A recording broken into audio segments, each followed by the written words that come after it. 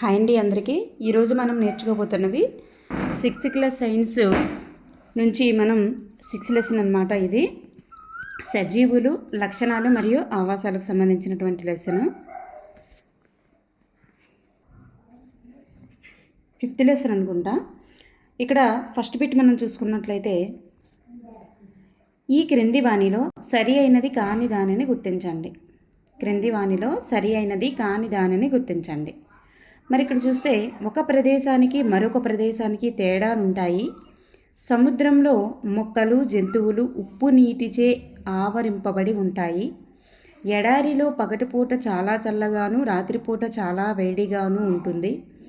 సముద్రంలో ఉండే మొక్కలు, జంతువులు నీటిలో కరిగి ఉన్న గాలిని ఉపయోగించుకుంటాయి. ఇందులో సరికానిది గుర్తించాలి.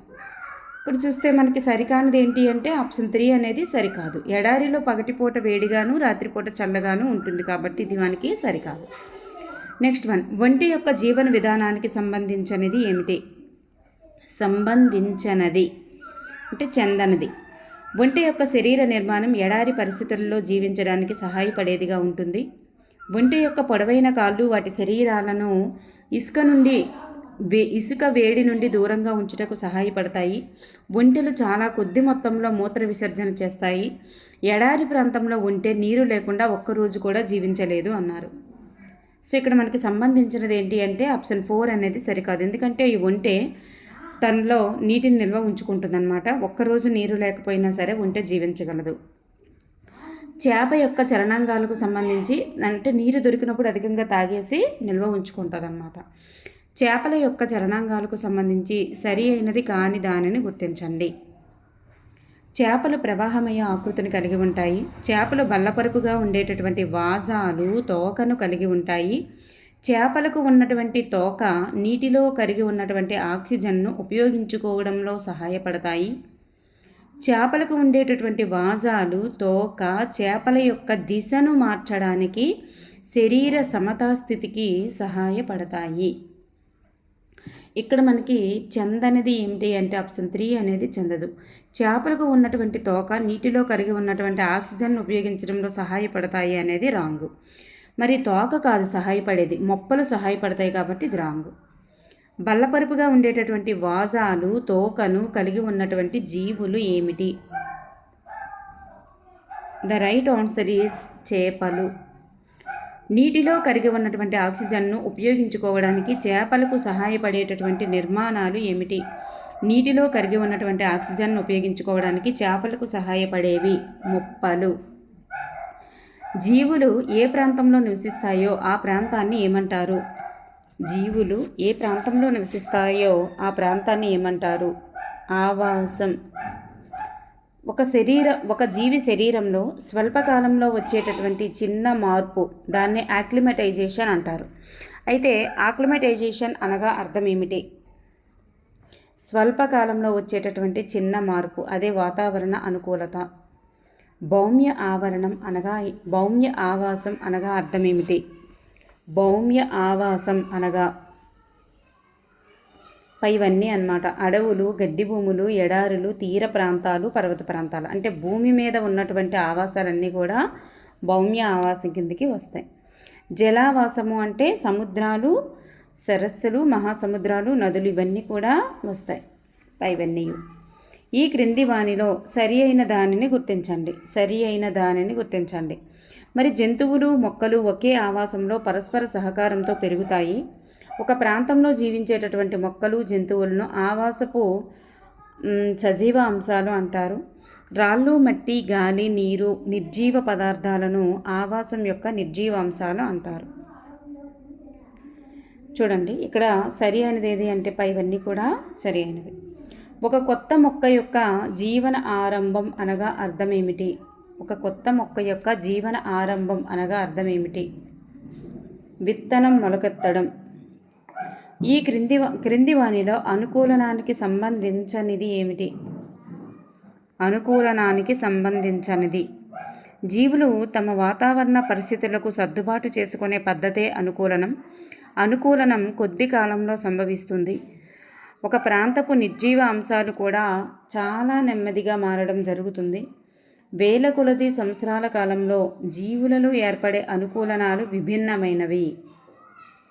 ఇక్కడ సంబంధించినది ఏది అంటే ఆప్షన్ 2 అనేది చెందదు. అనుకూలనం అనేది కొద్ది కాలంలో సంభవించదు, చాలా ఎక్కువ కాలంలో సంభవిస్తుందన్నమాట. నెక్స్ట్ వన్, ఎడారిలో ఇసుకలో నూతన బొరియలు చేసుకొని జీవించేటటువంటి జీవులు ఏమిటి? ఇసుకలో బొరియలు చేసుకొని జీవించేవి పాములు, ఎలుకలు.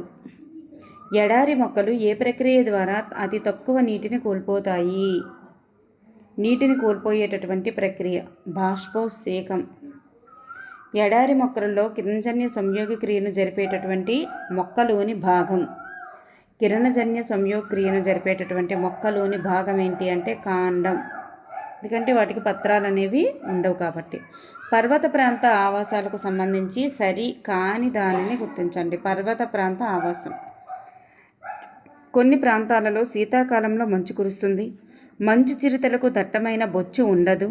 సాధారణంగా శంకు ఆకారంలో వృక్షాలు ఉండి వాలుగా ఉన్నటువంటి కొమ్మలను కలిగి ఉంటాయి. పర్వత ప్రాంత జంతువులు చలి నుండి తమను కాపాడుకోవడానికి దళసరి చర్మం లేదా బొచ్చును కలిగి ఉంటాయి. ఇక్కడ పర్వత ప్రాంత ఆవాసానికి సంబంధించి సరికానిది ఏది అంటే ఆప్షన్ 2 అనేది సరికాదు. మంచు చిరుతలకు దట్టమైన బొచ్చు ఉండదు అన్నారు, కానీ ఉంటుంది, కాబట్టి ఇక్కడ మనకి ఇది సరికాలేదు. జడల బర్రె మరియు కొండగొర్రె అనేవి ఏ ఆవాసానికి అనుకూలనం చెందాయి? ఏ ఆవాసానికి చెందుతాయి అంటే పర్వత ప్రాంతాలకి చెందుతాయి. గడ్డి భూముల్లో నివసించేటటువంటి సింహం లేత గోధుమ రంగులో ఉండుటకు గల కారణం ఏమిటి? ఎందుకు అలా ఉంటుంది? గడ్డి భూములలో నివసించే సింహం అనేది లేత గోధుమ రంగులో ఉండుటకు కారణం ఏమిటి అంటే తన భక్షితాన్ని వేటాడేటప్పుడు ఎండిన గడ్డి భూములలో తను కనిపించకుండా ఉండుటకు గాను, చూడండి, తన భక్షితాన్ని వేటాడేటప్పుడు ఎండిన గడ్డి భూములలో తను కనిపించకుండా ఉండుటకు గాను అలా ఉంటుందన్నమాట. ఈ ఆప్షన్స్ ఏవి కూడా అక్కడ సరికాదు.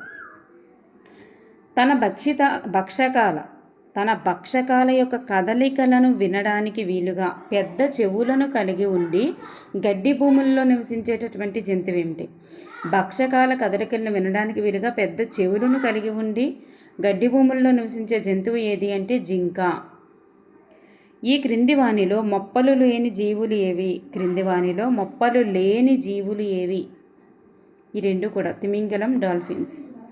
డాల్ఫిన్లు మరియు తిమింగలాల వంటి సముద్ర జీవులకు సంబంధించి సరి అయినది ఏది?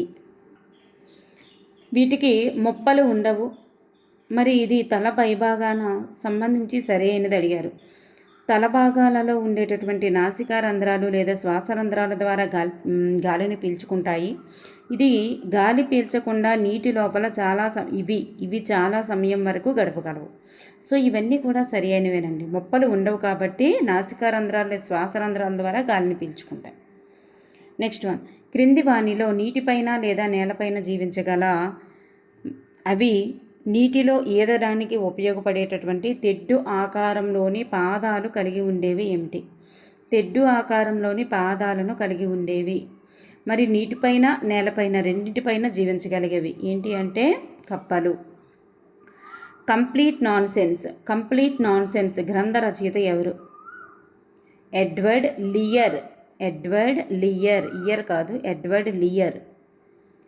నెక్స్ట్ వన్, జీవులన్నింటికీ అత్యంత ఆవశ్యకమైనటువంటి ప్రక్రియ ఏది? జీవులన్నింటికీ కూడా అత్యంత ఆవశ్యకమైనటువంటి ప్రక్రియ శ్వాసక్రియ. క్రింది వానిలో సరి అయినది కానిది ఏది? సముద్రంలో మొక్కలు, జంతువులు ఉప్పు నీటిచే ఆవరించబడి ఉంటాయి. సముద్రం, ఎడారి చాలా విభిన్నమైనటువంటి పరిసరాలు. సముద్రము, ఎడారిలో నివసించే జీవులు ఒకే రకమైనటువంటి అనుకూలనాలను ప్రదర్శించవు. సముద్రంలో చాలా జీవులు నీటిలో కరిగి ఉన్నటువంటి గాలిని ఉపయోగించుకుంటాయి. సో ఇక్కడ మనకి సరి అయినది కానిది ఏది అంటే ఆప్షన్ 4 అనేటటువంటిది సరికాదు. సముద్రంలో చాలా జీవులు నీటిలో కరిగి ఉన్నటువంటి గాలిని ఉపయోగించుకుంటాయి అనేది రాంగ్ అన్నమాట.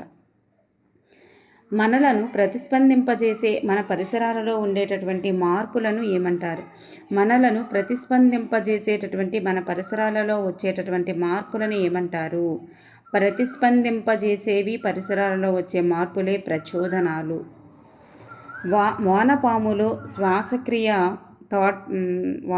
వానపాములో శ్వాసక్రియకు తోడ్పడేటటువంటి అవయవం ఏది? శ్వాసక్రియకు తోడ్పడేటటువంటి అవయవం చర్మం. మనం ముట్టుకున్నప్పుడు పత్రాలు ముడుచుకుపోయేటటువంటి మొక్క ఏది? మనం ముట్టుకున్నాం అనుకోండి, పత్రాలు ముడుచుకుపోతాయి. ఆ మొక్క పేరేంటి? టచ్ మీ నాట్, మైమోసా, అత్తిపత్తి. ఈ మూడు కూడా ఒకదానికే నేమ్స్. ఇవన్నీ ఏ పేరు ఇచ్చినా మనం ఆ నేమ్ని సెలెక్ట్ చేసి పెట్టుకోవచ్చు. మూడు కూడా ఒకటే. జీవులలో ప్రచోదనాలకు సంబంధించి సరి అయిన దానిని గుర్తించండి. జీవులలో ప్రచోదనాలకు సంబంధించి సరి అయిన దానిని గుర్తించండి. అత్తిపత్తి మొక్క ఇటువంటి లక్షణాన్ని ప్రదర్శిస్తుంది.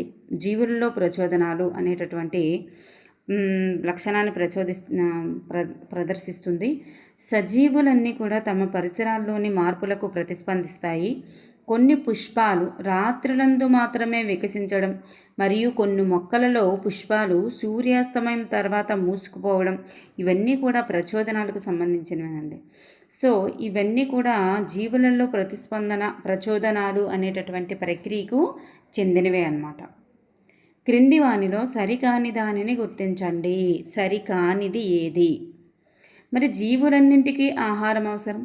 మొక్కలు తమ వ్యర్థ ఉత్పత్తులను స్రావాల రూపంలో తొలగించుకుంటాయి. జిగుర్లు, స్రావాలు. విసర్జన జీవులన్నింటిలో కూడా కనిపించేటటువంటి మరొక సాధారణ లక్షణం. జీవుల యొక్క శరీరం నుండి వ్యర్థాలను తొలగించేటటువంటి ప్రక్రియనే జీర్ణక్రియ అంటారు అన్నారు. వ్యర్థాలను తొలగించేటటువంటి ప్రక్రియ ఏమవుతుంది? జీర్ణక్రియ కాదు, విసర్జన క్రియ. సో ఇక్కడ మనకి ఇది రాంగ్ అన్నమాట. క్రింది వానిలో సరికాని వాక్యం ఏది? క్రింది వానిలో సరికాని వాక్యం ఏది? ఒంటెలకు చెమట పట్టదు. ఒంటెలు మూత్ర విసర్జన ఎక్కువగా జరుగుతుంది. ఒంటె పేడ పొడిగా ఉంటుంది. ఒంటె నీరు లేకుండా చాలా రోజుల వరకు ఉండగలదు అన్నారు. సో ఇక్కడ ఆప్షన్ 2 అనేటటువంటిది సరికాదు. మూత్ర విసర్జన ఎక్కువగా చేస్తుందా? చెయ్యదు. కాబట్టి నీటిని ఎక్కువగా కోల్పోవడానికి ఇష్టపడదు, కోల్పోదు కూడా. క్రింది వానిలో సరి అయిన జత కాని దానిని గుర్తించండి. సరి అయిన జత కానిది. స్క్విడ్లు, ఆక్టోపస్లు మొప్పలు కలిగి ఉండవు. జడల బర్రె పొడవైన వెంట్రుకలు కలిగి ఉంటుంది. మంచు చిరుతపులలు శరీరం అంతా దట్టమైన బొచ్చు కలిగి ఉంటాయి. పర్వత ప్రాంత వృక్షాలు సూదుల వంటి ఆకులు కలిగి ఉంటాయి. చూడండి, స్క్విడ్లు, ఆక్టోపస్లు మొప్పలను కలిగి ఉంటాయి, కానీ ఇక్కడ కలిగి ఉండవు అన్నారు. కాబట్టి ఇది మనకి ఆప్షన్ 1 అనేటటువంటిది సరిగా లేదు. జీవుల ప్రత్యుత్పత్తికి సంబంధించి క్రింది వానిలో సరికాని దానిని గుర్తించండి. జీవుల ప్రత్యుత్పత్తి. మరి పావురాల వంటి కొన్ని పక్షులు గుడ్లను గూళ్ళలో పెడతాయి. మొక్కలు చాలా భిన్న పద్ధతులలో ప్రత్యుత్పత్తి జరుపుతాయి. కొన్ని మొక్కలు విత్తనాల ద్వారా కాకుండా ఇతర భాగాల ద్వారా కూడా ప్రత్యుత్పత్తి చేయగలవు. అన్ని జీవులలో ప్రత్యుత్పత్తి ఒకే రకంగా ఉంటుంది. సో ఇందులో మనకి సరికానిది ఏంటి? ఆప్షన్ 4 అనేది సరికాదు. అన్ని జీవులలో ప్రత్యుత్పత్తి ఒకే రకంగా ఉంటుందా? ఉండదు. కాబట్టి నెక్స్ట్ వన్, జీవుల చలనానికి సంబంధించనిది ఏమిటి? జీవుల చలనానికి సంబంధించినది. ఇక్కడ చూస్తే జంతువులు ఒక ప్రదేశం నుండి మరొక ప్రదేశానికి చలిస్తాయి. మొక్కలు చలించవు. ఒక జీవి తాను ప్రత్యుత్పత్తి జరపకుండా చనిపోదు. ప్రత్యుత్పత్తి అండి, ప్రతి ఉత్పత్తి కాదు. ప్రత్యుత్పత్తి జరపకుండా చనిపోదు. జీవి తన మనుగడకు ప్రత్యుత్పత్తి అనేది చాలా ముఖ్యమైనది. సో ఇందులో జీవుల చలనానికి సంబంధించినది ఏంటి అంటే ఆప్షన్ 3 అనేది చెందదు. ఎందుకంటే జీవి తాను ప్రత్యుత్పత్తి జరపకుండా చనిపోవచ్చు లేదా చనిపోకపోవచ్చు. కాబట్టి ఇది మనకి ప్రత్యుత్పత్తి జరపకుండా చనిపోదు అనేది రాంగ్ అన్నమాట. నెక్స్ట్ వన్, ఒక గోధుమ బస్తాలోనికి మన చేతిని బలంగా నెట్టినప్పుడు లోపల వెచ్చగా ఉండుటకు గల కారణం ఏమిటి? ఎందుకలా వెచ్చగా ఉంటుంది? విత్తనాలు శ్వాసక్రియ జరపడం వల్ల. Thank you for everyone.